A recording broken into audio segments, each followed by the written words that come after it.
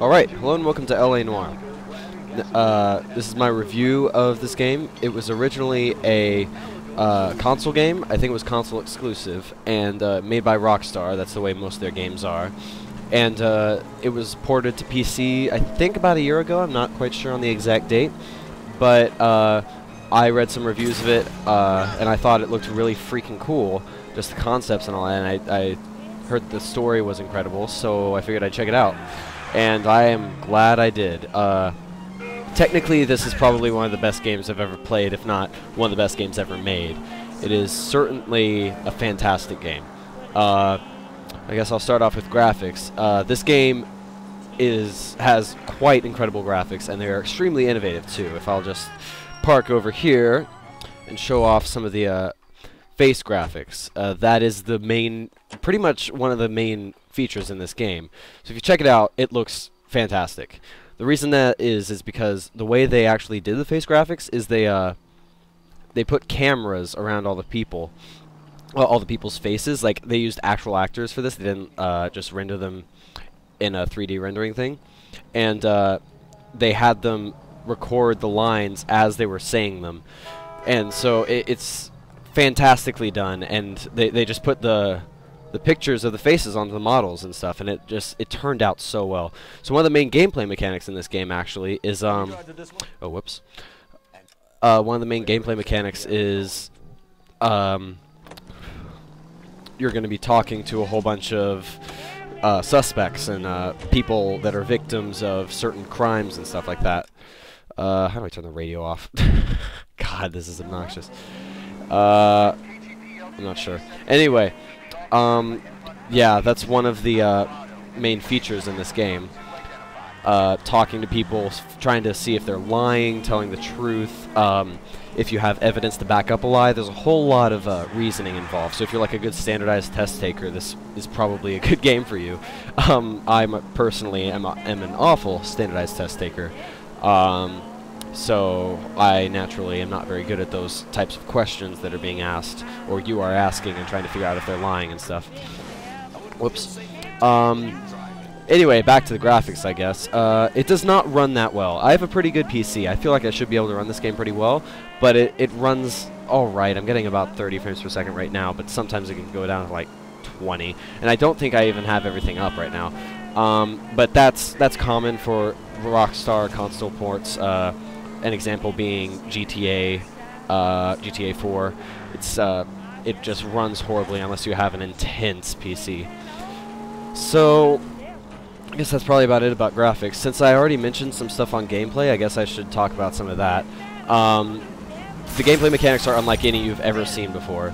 Like I already mentioned, there's the questioning people. Then there's also searching for clues and stuff. A big part of the gameplay is like keeping track of all the clues and locations you get, and people of interest and stuff.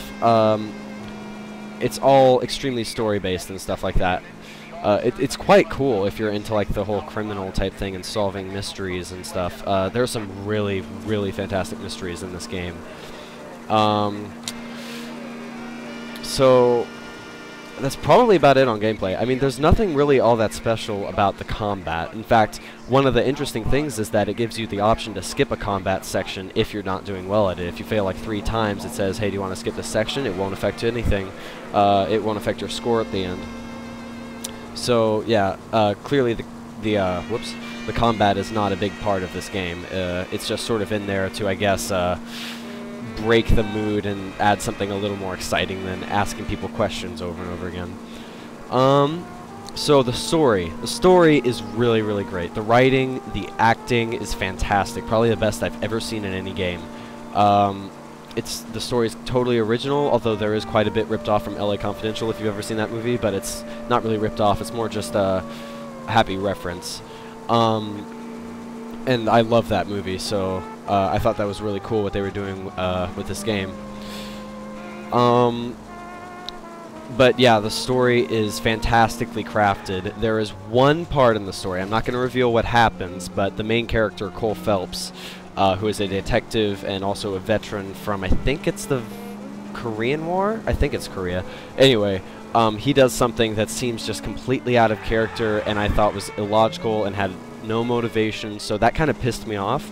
And after that, I lost complete respect for, I lost all my respect for Cole. But at that time, they introduced another character that is as good as Cole, if not better. So it's not all bad, but I'd say about halfway through the game, the story starts to go a little bit downhill. But it's a long game. You could put a lot of time into this game. I put about 30 hours into it before I finally beat it. But yeah, the story is fantastically crafted up until about 3/4 of the way in, and then something weird happens, and it kind of destroys the story for some people, including me. But I don't know, it may not be as big of a deal to certain people out there. Anyway, I guess the last thing to discuss is the ambience. If you look around, I am driving through the city currently, and for an open world game, the city graphics are fantastic.